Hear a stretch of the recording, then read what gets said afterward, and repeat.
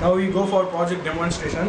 Here normally we have the red signal for close of the platform when the train will not come. Here the green signal, the passengers will be traveling. Now the train will be coming when the proximity or metal sensor sense. Here the platform rotates and the platform will be open. Here the signal also will be changed when the train signal is green and passenger signal will be red. After that the train will be passing through the platform. Here again the metal sensor detects the sense பண்ணுங்க metal sensor detects the metal and the platform will be closed and the signal also will be changed to red and green.